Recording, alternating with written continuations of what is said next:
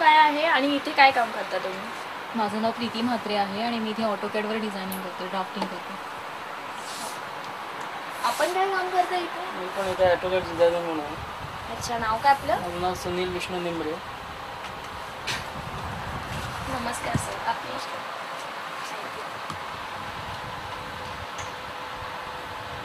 आपण इथे काय काम करता? मी इथे नारखेडे साहेबाबरोबर असोसिएट आहे आणि municipal liaisoning, building plan follow up हे सर्व काम करतो. नमस्कार, मी महाराष्ट्रीयन.com मध्ये आपलं स्वागत आहे. आज आपण भेटायला चाललेलो आहोत दादर एरियाच्या पोपट नरखेडे असोसिएटेडच्या मालकांशी, मिस्टर पोपट नरखेडे यांच्याशी. नमस्कार सर. नमस्कार. सर, तुमच्याविषयी थोडक्यात आम्हाला थोडी माहिती द्या. तुम्ही तुमच्या करिअरची सुरुवात कशी केली, म्हणजे एकूण एक तुमची जर्नी कशी आहे ती सांग. मी मूळ जळगावचा आणि जळगावहून इकडे मी जे कॉलेजला ॲडमिशन घेतली. जेमधून मी आर्किटेक्ट झालो 1968 साली. त्याच्यानंतर काही जवळजवळ 8-10 वर्ष फर्निचर आणि इंटेरियर डेकोरेशनचा बिझनेस केला भावाबरोबर. तो मी बंद केला आणि माझं स्वतःचं ऑफिस आता आपण बसलो आहोत ना या ठिकाणी चालू केलं साधारणतः 1970 साली. आणि 70 साली केल्यानंतर खरं म्हणजे ऑफिस चालू केलं, पण इथे काही व्यवसाय काही नव्हताच सुरुवातीला. बराच वेळ अवधी गेला, मग एक एक क्लायंट मिळत गेले. त्याप्रमाणे मी साधारणतः 1-2 वर्षात बऱ्यापैकी एस्टॅब्लिश झालो. सर, या कंपनीचे संस्थापक कोण आहेत आणि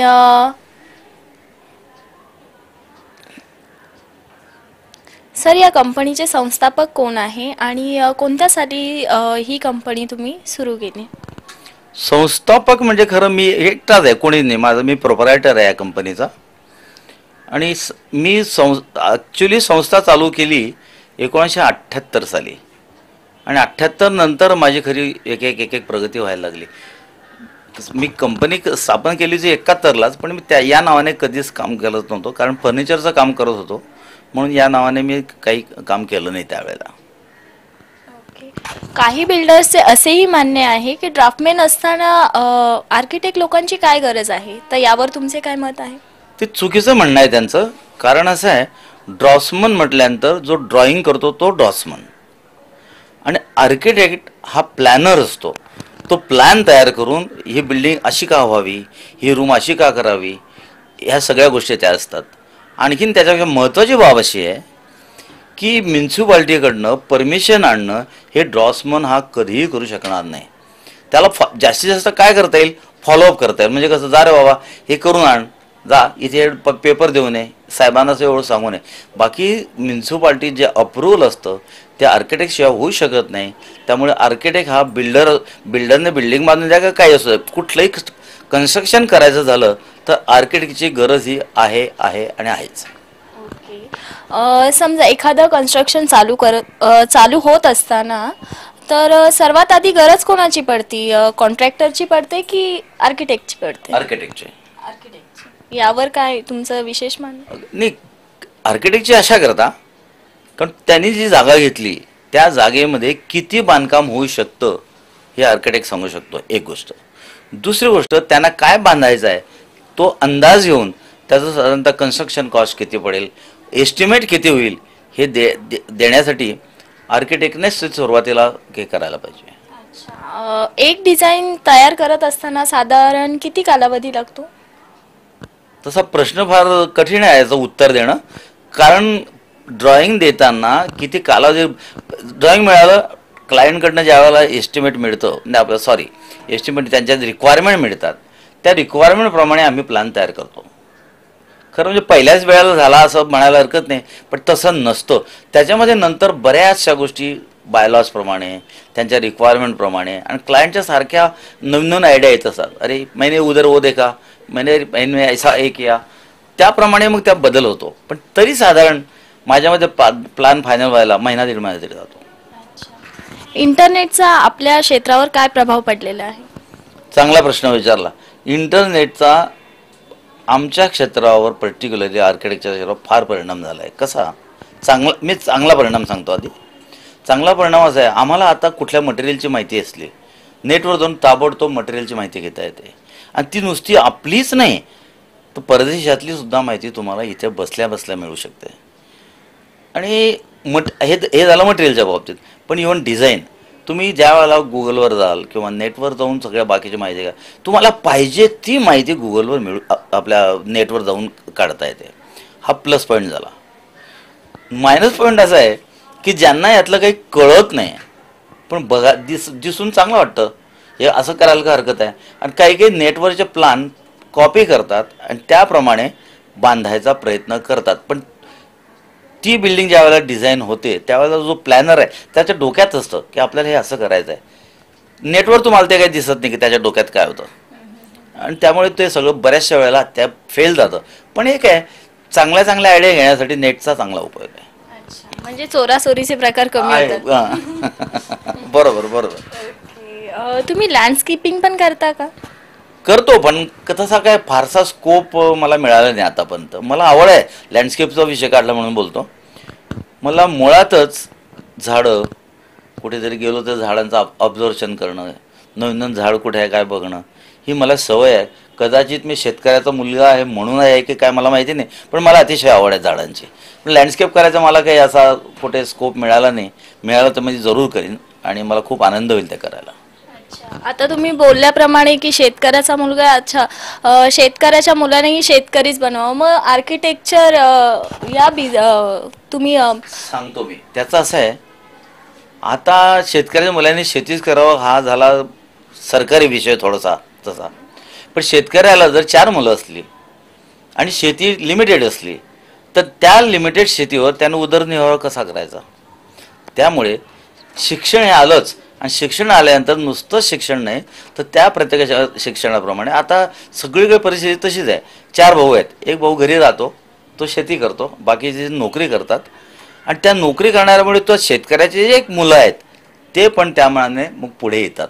खरं म्हणजे शेतकऱ्यांनी शेतीच करावी हा फार ढोबळ विचार आहे, तसं नसावं खरं. तर मग तसंच असेल ना, हा विषय डॉक्टर आहे, डॉक्टरच्या मुलाने डॉक्टर व्हावं, चार्टर अकाउंटंट चार्टर व्हावं. म्हणजे समाजामध्ये काही बदल होणार नाही. बदल जर घडवायचे असले तर याचे विचारात बदल केले पाहिजे. शेतकऱ्याचा मुलगा, मी म्हणतो शेतकऱ्याचा मुलगा शेतकरीच का व्हावा, का नाही डॉक्टर व्हावं त्याने, का नाही इंजिनियर व्हावं त्याने.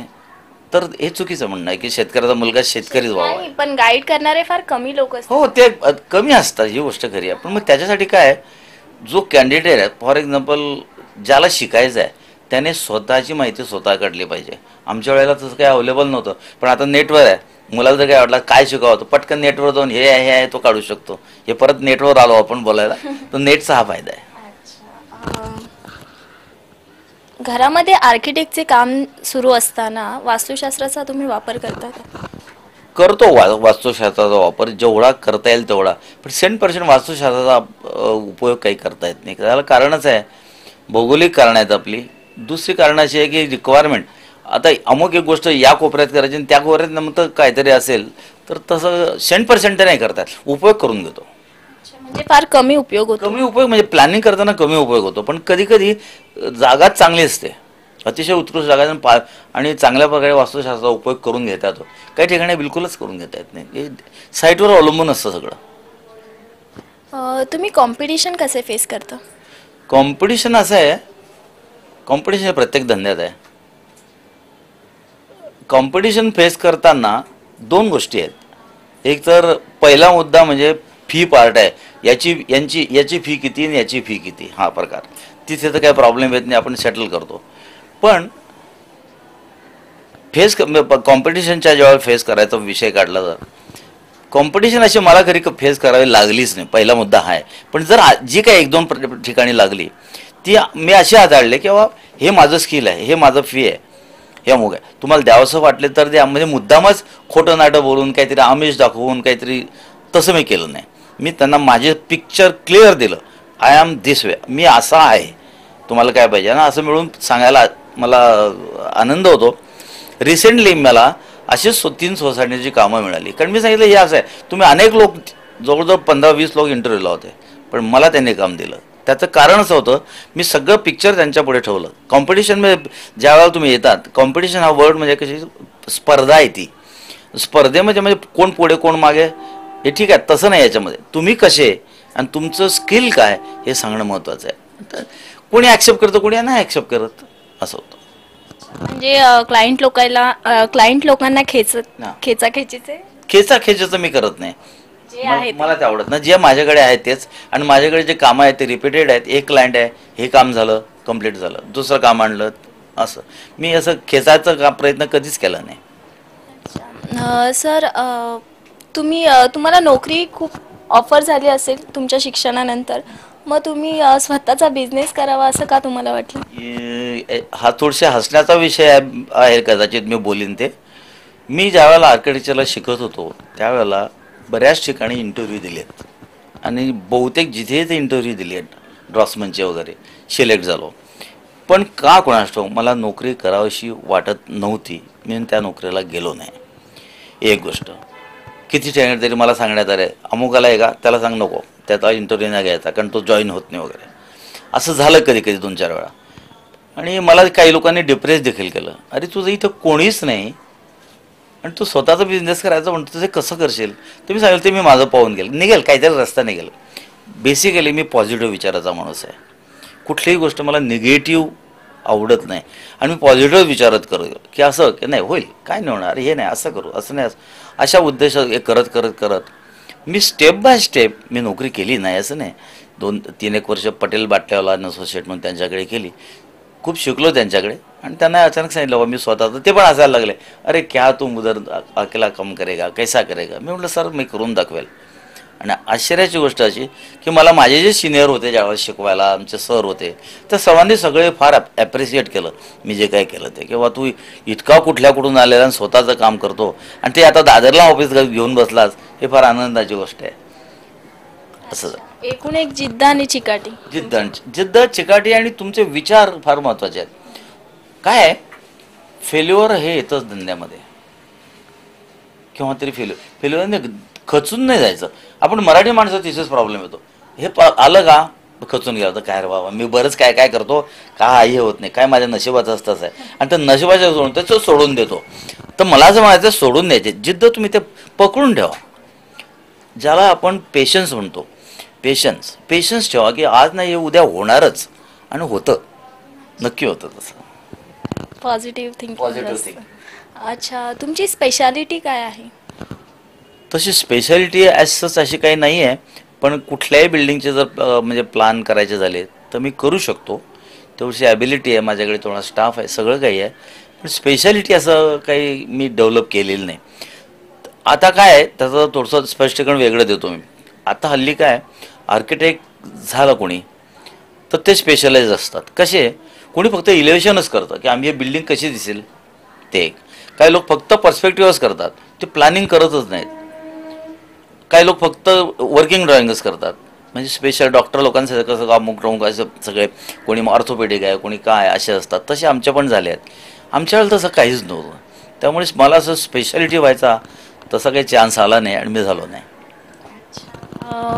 भविष्याच्या योजना काय तुमच्या?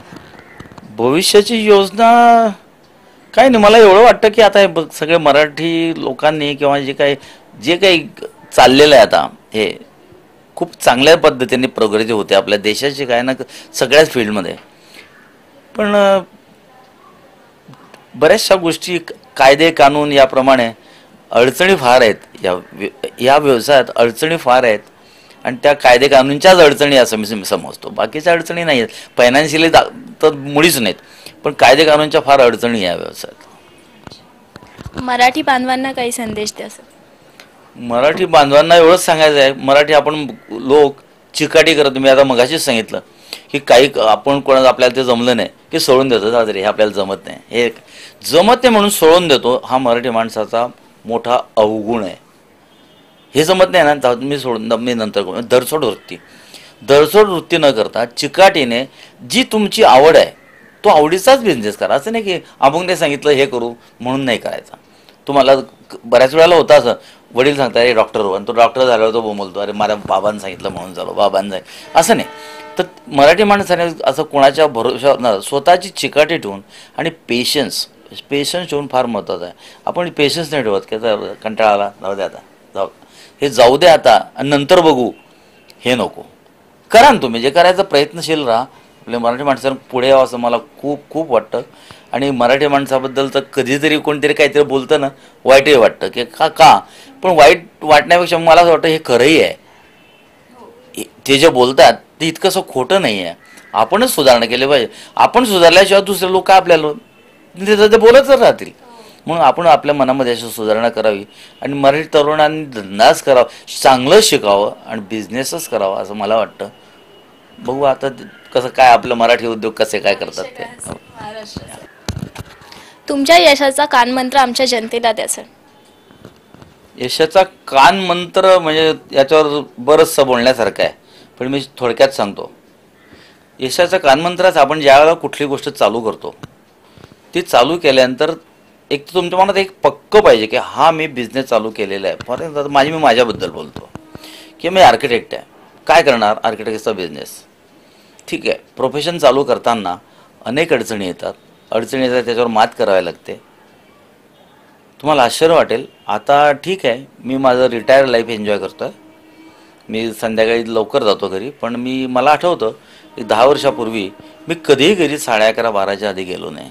काही ना काही काय या क्लायंटला भेट, इथे भेट, या सोसायटीची मिटिंग, या SRAची मिटिंग, या टेनंटची मिटिंग, काय मिटिंग आणि खूपच. तर याच्यामध्ये कंटाळून चालत नाही. कंटाळा नको करायला. कंटाळा केल्यास मी आज इथे नसतो. कंटाळा नाही. घरच्यांची थोडीशी नाराजी असतेच याबद्दल, कारण कधी लवकर या सांगितलं, नेमकं त्या दिवशी उशिरा यायचं. कारण काय, ते लवकरला मी सांगून आलो हे येईल आणि क्लायंट येऊन सांगणार की साहब आज ऐसा मीटिंग आहे सोसायटी का, और आर्किटेक्ट की तो जरूरत है, आपको तो आना ही पडेगा. जावंच लागत होतं. घरच्या लोकांची नाराजी ते घरचेच लोक आहेत असं समजून काही मी हे नाही केलं. ही एक गोष्ट. दुसरी गोष्ट, बऱ्याच वेळेला तुम्हाला फायनान्शियली क्रायसिसला पर्टिक्युलरली आपल्या महाराष्ट्रीयन कम्युनिटीला फेस करावं लागतं की काय लोकांचे पगार द्यायच्यात फॉर एक्झाम्पल, आणि बिल तर काय आलं नाही, मग आता काय करायचं. तर अशा वेळेला तुमच्याकडे तुमची माणसं मित्रत्वाची किंवा कोणाची अशी पाहिजे काही धैर्य जरा काही मला मदत करतो. हे पण तुमचं सोशल कॉन्टॅक्ट हे फार महत्त्वाचे आहेत. सोशल कॉन्टॅक्ट थ्रू माझे सोशल कॉन्टॅक्ट अतिशय चांगले आहेत. त्यामुळे मला तशा कुठल्याही अडचणी आल्या नाही. अडचणी येतातच काही ना काही, पण त्या मी अडचणी कधी कोणाला भासू दिल्या नाहीत आणि मी बरोबर त्या सॉल्व केल्या. हा एक मुद्दा. दुसरी गोष्ट, क्लायंटकडे गेल्यानंतर तुम्ही माझ्याबद्दल ते बरेच लोक असं बोलतात की पोपटचे सगळे क्लायंट त्याचे मित्र आहेत, आणि खरं आहे ते. जेवढे काही क्लायंट आहेत त्यांचे माझे मित्र आहेत. त्याचा फायदाही आहे, तोटाही आहे. फायदा असा आहे की ते कामं देतात. तोटा असा आहे पैशांच्या बाबतीत पेमेंट, अरे इतना लेलो नाही यार काय देखताय ना. म्हणजे जिथे फायदा आहे तिथे तोटा आहेच. त्यामुळे ते मी सहन केलेलं आहे बरंचसं. काही लोक ते सहन करत नाही, आणि ते सहन नाही केलं तर मैत्रीही तुटते, क्लायंटही जातो, आणि तुम्हाला मग तिचे प्रॉब्लेम सहन होत. म्हणून हा ज्याचा वैयक्तिक प्रश्न आहे. हल्ली तर मला असं वाटतं की आधी लोक पैसे बघतात ना, आमच्या वेळेला तसं काही नव्हतं आणि लिमिटेडच प्रकार होता. त्यामुळे तसा काही प्रॉब्लेम आला नाही मला. प्रॉब्लेम एक येत होता. कोणता? की प्लॅन केले, सगळं सबमिट झाले, काय झाले, आणि 6-6 महिने कधी वर्ष क्लायंट त्याच्यावर काहीही डिसिजन घेत नाही. आणि प्रोफेशन असं आहे, कन्स्ट्रक्शन चालू होईल तर तुम्हाला फी मिळेल, तर तुमचा बाकीचा खर्च होईल. मग कन्स्ट्रक्शन कधी प्लॉट घेऊन 1.5-1.5, 2-3 वर्ष चालू होत नाही. आणि मग हाऊ टू रेजिस्ट हा फार महत्त्वाचा मुद्दा या लाईनीमध्ये आहे. आणि तो अर्थात सुरुवातीला जाणवतो. एकदा तुमचे 5-10 क्लायंट झाले की हा नाही हा आला, म्हणजे इकडून नाही इकडून अनेक दरवाजे निर्माण झाले किंवा तो प्रॉब्लेम सुटतो. पण सुरुवातीचे काही वर्ष याच्यातून म्हणजे सुरुवातीचे काही वर्ष मी असाच कोणाला आपला हे काय म्हणतात त्याला संदेश देईल की सुरुवातीचे 5-6 वर्ष किंवा कोणाला 2, कोणाला 5 किंवा तुम्ही त्यांनी रजिस्टर केलं पाहिजे. नंतर येतं ते, म्हणजे तुमचे कॉन्टॅक्ट होतात, तुमचं नाव 4 लोक विचारतात. आता तुम्हीच मराठी.com माझा हे काढून आले, कुठून तरी तुम्हाला रेफरन्स मिळाला म्हणून तुम्ही आलात. तर मग एक का झालं असं? हे अशामुळे होतं की तुमचे सोशल कॉन्टॅक्ट हे वाढले पाहिजेत.